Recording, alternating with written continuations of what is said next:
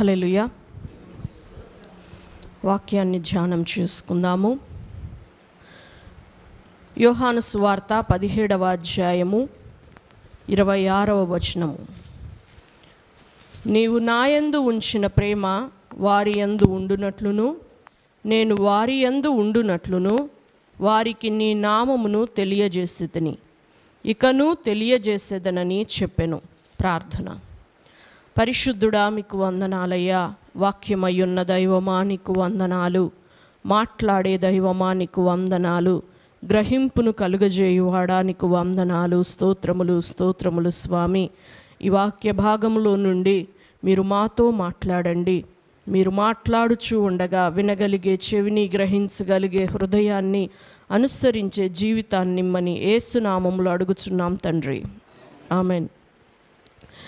వారికి నీ నామమును తెలియజేసితిని, ఇంకను తెలియజేసేదనని చెప్పెను. మనము క్రితంసారి కూడాను ఈ వాక్యాన్ని చూసి ఇందులో నుండి కొన్ని విషయాలను మనం ధ్యానం చేసుకున్నాం. ఆయన నామాన్ని, తండ్రి నామాన్ని తన శిష్యులకు ప్రత్యక్షపరచడానికి యేసయ్య బోధించాడని, ఎన్నో కార్యాలు చేశాడని మనము గుర్తుపెట్టుకొనవలసిన వారముగా ఉంటూ ఉన్నాం. అయితే గతంసారి కూడా మనం తెలుసుకున్నాం కదా, పాత నిబంధనలో ఎవరు అసలు దేవుని నామమును గూర్చి ఆసక్తి కలిగి ఉన్నారు, ప్రయత్నపడ్డారు అన్న విషయాన్ని మనం చూసాం. అయితే దేవుడు ఎవరికి తన ప్రత్యక్షతను అనుగ్రహించాడు అనేది మనం చూస్తే, ఎవరికండి? మోషేకి అనుగ్రహించాడు. మోషే ఎంతో దేవునిని బ్రతిమిలాడగా నేను ఉన్నవాడను అన్న ప్రత్యక్షతను దయచేశాడు. అలాగుననే మనం ఇంకా గమనించినట్లయితే ఆయా సమయాలలో, ఆయా సందర్భాలలో అవసరతలను బట్టి ఆయా వ్యక్తులకు తనను గూర్చి తాను బయలుపరుచుకున్నట్లుగా మనము గమనించవచ్చు. అబ్రహాముకు ఏమని ప్రత్యక్షపరుచుకున్నాడు? నేను సర్వశక్తి కలిగిన దేవుడను, నా సన్నిధిలో నిందారహితంగా బ్రతుకు అని అన్నాడు. అది అబ్రహాముకు అవసరమైన విషయం. దేవుడు సర్వశక్తి కలిగిన దేవుడు, ఆయనకు అసాధ్యమైనది ఏదియును లేదు అన్న విషయము అబ్రహాముకు తెలియాలి. కాబట్టి తనను తాను అలాగున ప్రత్యక్షపరుచుకున్నాడు. అలాగుననే ఆయా సమయాలలో, ఆయా సందర్భాలలో వారికి కలిగిన ఆయా సమస్యలలో నుండి వారు విడిపించబడినప్పుడు వారు దేవుణ్ణి ఆయా రీతులుగా కనుగొన్నారు. అంటే హాగరు ఉందనుకోండి, చూచుచున్న దేవుడవు అనంది. తన కష్టాన్ని చూశాడని, తన కన్నీటిని చూశాడని, తన కుమారుని ఏడుపును విన్నాడు అని చెప్పి చూచుచున్న దేవుడు అని చెప్పి ఆమె పేరు పెట్టింది. అలాగే మిస్పాలో ఇశ్రాయేలీలందరూ కూడుకొని భయభ్రాంతులై ప్రార్థన చేస్తూ సమూయేలు చేత ప్రార్థనలోనికి నడిపించబడుతూ ఉన్నప్పుడు ఆశ్చర్యకరంగా ఫిలిస్తీయుల చేతుల్లో నుంచి విడిపించబడితే ఎబినేజరు అని పేరు పెట్టారు. అనగా మా నిజమైన సహాయకుడవు నీవే అంటూ. అలాగున ఆయా సమయాలలో వారికి కలిగిన ప్రత్యక్షతలను బట్టి దేవునికి వారు అలాగున అర్థం చేసుకున్నారు కదండి. మన జీవితాలలో కూడాను మనం దేవుణ్ణి అర్థం చేసుకునే విధానాల్లో ఉంటాయి, స్థాయి భేదాలు చాలా ఉంటాయి. ఒక వ్యక్తి భయంకరమైన రోగంతో పీడించబడుతూ ఆయా బంధకాలలో ఉంటూ వచ్చాడనుకోండి, విడిపించబడ్డాడనుకోండి, ఎలాగో తెలుసుకుంటాడు దేవుణ్ణి?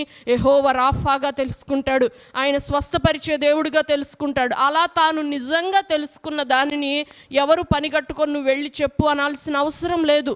ఆటోమేటిక్గా ప్రతి వ్యక్తికి కూడాను నేను ఫలానా జబ్బుతో బాధపడతా ఉంటే ఆ దేవుణ్ణి నమ్ముకుంటే నాకు స్వస్థత కలిగింది, మీరు కూడా నమ్ముకోండి అని చెప్తాడు. అంటే ఆయా వ్యక్తులతో దేవుడు తనను తాను ప్రత్యక్షపరుచుకునే విధానాన్ని మనము గమనించాలి. కానీ దేవుడు నీకు ఎలా తెలుసు? కేవలం నీ పాపాలు రక్షించేవానిగా తెలుసా?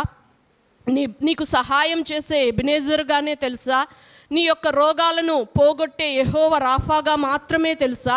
ఎలాగూ ఉన్నది నీ దేవుని ప్రత్యక్షత నీ హృదయంలో అన్న విషయాన్ని మనము ఈ దినాన ఆత్మ పరిశీలన చేసుకోవాలి.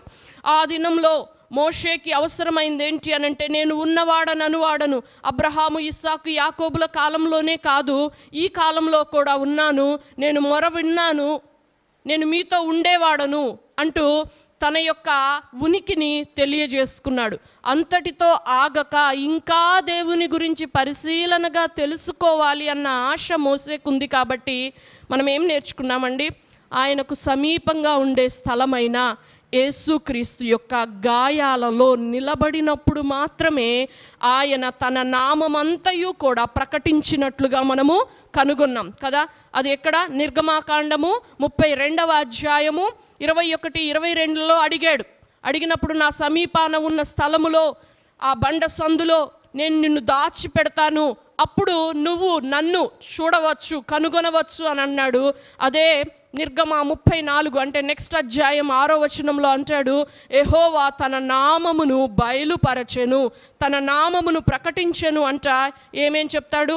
దేవుడు యెహోవా కనికరం కలిగిన వాడు, ఆయన వేవేల మందికి కృప చూపించువాడు, దీర్ఘశాంతము కలిగిన వాడు, ఆయన విస్తారమైన కృపాసత్యములు కలిగిన వాడు అంటూ ఆయన దోషులను నిర్దోషులుగా ఎంచడు అంటూ దోషమును పాపమును అతిక్రమమును పరిహారము చేసేవాడని, అలాగుననే పాపము చేసిన దోషము చేసిన ఆయనను అసహించుకున్న వారు యొక్క దోష శిక్షను 3-4 తరాల వరకు పిల్లల మీద వేయువాడనియు, ఆయన్ను ప్రేమించి చేసిన దానికి ప్రతిఫలము 1000 తరాల మీద ఉంచువాడనియు కూడాను తనను గురించి తాను ప్రత్యక్షపరుచుకున్నట్లుగా మనము చూడవచ్చు అన్నమాట. కాబట్టి అటువంటి ఒక సంపూర్ణమైన ప్రత్యక్షత ఒక్క కోణంలోనే చూడడం కాదండి దేవుడు అనంటే. ఏదో రక్షించేవాడిగా, పాపాలు క్షమించేవాడిగా, కేవలము స్వస్థపరిచేవాడిగా కాదు, కానీ ఆయనను పరిశీలనగా తెలుసుకోవాలి అని అనుకుంటే గనక మనము నిలవదగిన స్థలము యేసయ్య గాయములు మాత్రమేను. ఆ గాయములలో మనము నిలిచి ఉన్నప్పుడు మాత్రమే తండ్రిని మనము పరిశీలనగా తెలుసుకోగలుగుతాం. అసలు ఆయన్ని పరిశీలనగా తెలుసుకోవాల్సిన అవసరం మాకేంటండి అని అనుకోవచ్చు. ఆయన ఇర్మియా గ్రంథము 9వ అధ్యాయంలో చెప్తాడు, జ్ఞాని తన జ్ఞానమును బట్టి, ఐశ్వర్యవంతుడు తన ఐశ్వర్యమును బట్టి, బలవంతుడు తన బలమును బట్టి, పరాక్రమమును బట్టి అతిశయించకూడదు. కానీ ఎవడైనా దేనిని బట్టి అతిశయించాలంటే భూమి మీద కృప చూపుచు నీతి న్యాయములు జరిగించు యెహోవాను నేనే అని నన్ను పరిశీలనగా తెలుసుకొనుట యందు అతిశయించవలెను, అట్టి వాటి యందు నేను ఆనందించువాడను అని అన్నాడు కదండి. అంటే ఆయన్ను పరిశీలనగా తెలుసుకుంటే గనక ఆయనకు సంతోషం కలుగుతుంది అన్నమాట. ఆయనకు సంతోషం కలిగితే మనకేంటి ప్రయోజనం? కాలేబులు అలాగే యెహోషువ ఇద్దరు ఒక చక్కని మాట చెప్పాడు. సర్వ సమాజానికి కూడాను యెహోవా మన యందు ఆనందించిన ఎడల నిశ్చయముగా ఆయన మనలను ఆ దేశమునకు చేర్చును, కానాను దేశమునకు చేర్చును. ఒక దేవుడిని యందు మనం ఆనందించడం అనేది సహజంగా క్రైస్తవ సంఘాలలో తెలియజేస్తూ ఉన్నాం కదండి. చాలాసార్లు మనం కూడా ఆరాధనలో దేవుడు మన జీవితంలో చేసిన మేళ్లను తలపోసుకుందాం అన్నప్పుడు మనకు ఆనందం అది కదండి. అయ్యా నేను ఆ సమయంలో ప్రార్థన చేస్తే నా ప్రార్థన విన్నావు, నాకు ఇరుకులో విశాలత కలగజేసావు, నీకు వందనాలు స్తోత్రాలు, నా రాకపోకల్లో తోడై ఉన్నావు వందనాలు స్తోత్రాలు, నన్ను సజీవుడిగా ఉంచే వందనాలు. ఇవన్నీ ఆయన నీకు చేసిన మేళ్లను బట్టి నువ్వు ఆయనలో సంతోషిస్తూ చేసే స్తుతి కదా. కానీ నువ్వు ఆయనలో సంతోషిస్తున్నావు, మంచిదే కాదని నేను అనడం లేదు. కానీ ఆయన మన యందు ఆనందించాలంటే, ఆయన మన యందు సంతోషించాలి అనంటే మనం ఏం చేయాలి? భూమి మీద కృప చూపుతూ నీతి న్యాయములు జరిగించేవాడు ఆయనే అని పరిశీలనగా మనం తెలుసుకున్నప్పుడు ఆయన మన యందు ఆనందిస్తాడు, మనల్ని నిత్య జీవంలోనికి చేరుస్తాడు, మనకు తనను తాను సంపూర్ణముగా ప్రత్యక్షపరుచుకునే దేవుడుగా ఉంటూ ఉన్నాడు అన్నమాట. కాబట్టి అసలు కొంతమంది దేవుడు చేసిన మేళ్లను బట్టి కూడా ఆనందించలేరు. ఎప్పుడు వారి జీవితంలో సణుగులు సంశయాలే ఉంటాయి. అలాగూ మనం ఉండకూడదు. ఇశ్రాయేలీలు అలాగే ఉన్నారు కదండి. ఎర్ర సముద్రం పాయలైనప్పుడు సర్వ సమాజము కూడా యెహోవా యందు ఆనందించారు, గంతులు వేశారు, దేవుణ్ణి స్తుతించారు, గొప్ప కీర్తనలు పాడారు. 3 రోజులు ప్రయాణం చేసి కష్టం రాగానే సణిగారు కదండి. కాబట్టి అంటే వారి జీవిత ప్రయాణం మొత్తం కూడా అట్లాగే సాగింది. పూరేళ్ళు వస్తే సంతోషపడతారు, కష్టం కొంచెం బడలిక రాగానే సణుగుతారు. కానీ మన జీవిత యాత్ర వారి జీవిత యాత్రలా ఉండొద్దు. ఎందుకు అనంటే వాళ్ళు అరణ్యంలో రాలిపోయారు, కానానుకు చేరలేదు. కానీ మనము దేవుని యందు ఆయా సమయాలలో దేవుడు చేసిన ఆయా మేళ్లను బట్టి సంతోషపడుతూ మామూలు జీవితాన్ని జీవిస్తే మనము కూడా నిత్య జీవాన్ని స్వతంత్రించుకొనలేమండి. కానీ ఆయనను పరిశీలనగా తెలుసుకుంటూ ఉన్నప్పుడు, ఆయనను సమీపంగా చూస్తూ మనం తెలుసుకొనగలిగినప్పుడు ఆయన మన యందు ఆనందిస్తాడు, ఆయన మనల్ని నిత్య జీవానికి చేరుస్తాడు. మరి నేను ఆయన్ని పరిశీలనగా తెలుసుకోవాలనుకుంటున్నాను, నేనేం చేయాలి అనంటే, నువ్వు క్రీస్తులో నిలబడు. నువ్వు క్రీస్తు గాయములలో దాచబడిన వారిగా ఉండాలి. అదేంటండి ఎలాగూ అనంటే గనక ఒక్క మాట నేను చెప్తాను. చాలా మనం మొన్న వాక్యంలో కూడా తెలుసుకున్నాం కదా, హెబ్రీలకు రాసిన పత్రికలో ఆయన శరీరము చీల్చబడితే ఆ నూతన మార్గములో నుండి, ఆ నూతన జీవము కలుగజేయు మార్గములో నుండి నువ్వు ప్రయాణం చేయాలి. అంటే చుట్టూ కూడా రక్తం ఉంటుంది. ఏంటి ఈ ప్రయాణము అనంటే గనక ఒక మాట నాకు అది చదువుతూ ఉన్నప్పుడు జ్ఞాపకం వచ్చింది. 84వ కీర్తనలో దావీదు అంటాడు, నీ బలిపీఠము నొద్దనే పిచ్చుకలకు నివాసము దొరికెను, పిల్లలు పెట్టుటకు వానకోవెలకు గూటి స్థలము దొరికెను అని అంటాడు. ఇది ఎంత విచిత్రమైన విషయం అండి. పిచ్చుకలు సాధారణమైన పక్షులే, వానకోవెలలు కూడా ప్రతి కంట్రీలోనూ ఉంటాయట, చాలా సాధారణమైన పక్షులే. అలాంటి సాధారణమైన పక్షులకి బలిపీఠం వద్ద నివాస స్థలం దొరికిందట. ఏం పిచ్చుకలు, ఏం పక్షులండి, ఎక్కడా స్థలం లేనట్టు బలిపీఠం దగ్గర నివాసాలు ఏర్పాటు చేసుకున్నాయి, అక్కడే పిల్లల్ని కూడా పెడుతున్నాయట వానకోవెలలు. ఏంటిది అసలు? బలిపీఠం గురించి మనం ఆలోచన చేస్తే, బలిపీఠం మీద అగ్ని నిత్యము మండుచుండవలెను. అది నిత్యమైన కట్టడ.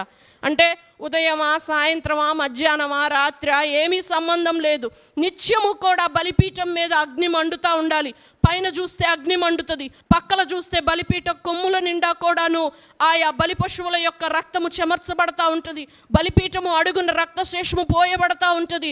రక్తము అగ్ని కలిసిన చోట పిచ్చుకలకు నివాసము దొరికిందట. వానకోవెలకు పిల్లలు పెట్టుకోవడానికి గూటి స్థలం దొరికిందట. ఏంటి విచిత్రమైన విషయం అనంటే, ఆ పిచ్చుకలు మిగతా పిచ్చుకల్లాగా ఆయా సమయాలలో ఆయా సందర్భాల్లో అక్కడక్కడ తిరిగేవి కాదు. ఆ పిచ్చుకలు ప్రత్యేకించబడినవిగా తమను తాము చేసుకున్నాయి. అవి సర్వసాధారణమైనవే, మనుషుల దృష్టిల్లోనూ ఎన్నిక లేనివే. కానీ వాటికి నివాసము, వాటికి గూటి స్థానము అవి బలిపీఠం వద్ద ఏర్పాటు చేసుకున్నాయి. అక్కడేమీ కంఫర్ట్స్ ఉండవండి. పైన అగ్ని మండుతూ ఉంటే పిట్టలకి కంఫర్ట్గా ఉంటుందా? అడుగునంత రక్తం పోస్తూ ఉంటే కంఫర్ట్గా ఉంటుందా? సంవత్సరంలో ఒక్కసారేనండి అల్లల్లాడింపబడే అర్పణగా, తొలి అర్పణగా, తొలి పంటలో నుండి ఆ గింజలు తీసుకొని వచ్చినప్పుడు ఇన్ని గింజలు దొరుకుతాయేమో వాటికి. మిగతా అప్పుడంతా కూడాను 365 రోజులు ఏముంటుంది అక్కడ? పాప పరిహారార్థ బలి పశువు రక్తము, అగ్ని.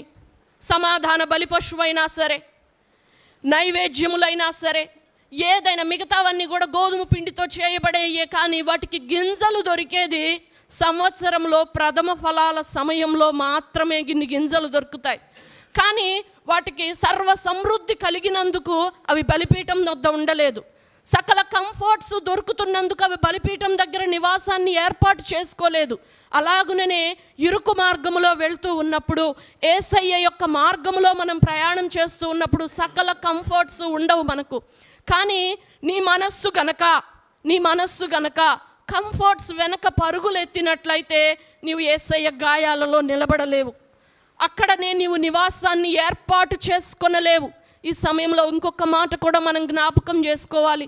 దేవుడు ఒక చోట అంటాడు, కుమారుడైతే ఇంటిలో ఎల్లప్పుడూ నివాసము చేయును, దాసుడైతే ఆయా పనులు చేసుకొని వెళ్ళిపోతూ ఉంటాడు, వస్తూ ఉంటాడు. అంతే కదండి. మన పిల్లలు ఎప్పుడు మన ఇంట్లోనే నివాసం చేస్తారు, మన ఇంట్లోనే తింటారు, మన ఇంట్లోనే పడుకుంటారు, మన ఇంట్లోనే సంతోషపడతారు. ఏదైనా ఇంట్లోనే జరుగుతుంది. అదే దాసులు అనుకోండి, ఆ పనులు చేస్తారు, ఆ డబ్బులు తీసుకుంటారు, వాళ్ళు వెళ్ళిపోతారు. వాళ్ళకి ఇది నివాస స్థలం కాదు, కానీ ఆ ఇంటికి వాళ్ళు సహకారులే. కానీ మనం ఎలా ఉన్నాము? కుమారులైతే నిత్యము ఇంటిలో నివాసం చేస్తారు. మనం ఎల్లప్పుడూ గాయములలో దాచబడిన అనుభవంలో ఉన్నట్లయితేనే మనము దేవుణ్ణి పరిశీలనగా తెలుసుకొనగలుగుతూ ఉంటాం. కాబట్టి మనం ఈ దినాన ఆలోచన చేద్దాం. దేవుని నామ ప్రత్యక్షత మనకు కలగాలి అనంటే అన్ని సందర్భాలలో కూడా ఆ గాయములలో దాచబడిన స్థితిలో మనం ఉన్నామా లేదా అన్న విషయాన్ని మనం పరిశీలన చేసుకోవాలి. ఇది చాలా అందుకనే యేసయ్య అది ఇరుకైన మార్గము అని చెప్పాడు. అందులో ప్రవేశించడానికి పోరాడాలి అని చెప్పాడు. ఐగుప్తు నుండి చెరలో నుండి తీసుకొని వచ్చిన ప్రజలందరూ కూడాను ఆ యొక్క మార్గంలో అడుగులైతే వేస్తున్నారు, కానీ వారి గురించి ఏం చెప్పబడింది? వారు మనస్సున ఐగుప్తునకు పోగోరిన వారై అని అన్నాడు. ఆ మనుషులు మనస్సునందు తప్పిపోతున్న వారు అని చెప్పబడింది. మనం ఎలా ఉన్నాము? క్రీస్తులో ఉన్నందుకు సంతోషపడుతూ ఉన్నామా?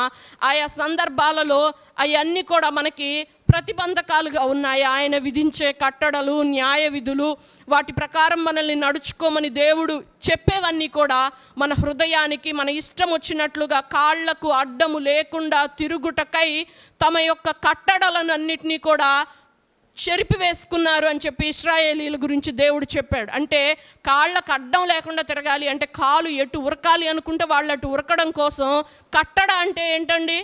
కాళ్ళకు అడ్డం పడేది కట్టడ. అలాంటి కట్టడను తోసి అవతల పడేసేసి వెళ్ళిపోతారనమాట. మనం అలాగున్నట్లయితే క్రీస్తులో నిలబడే వారముగా ఉండలేము.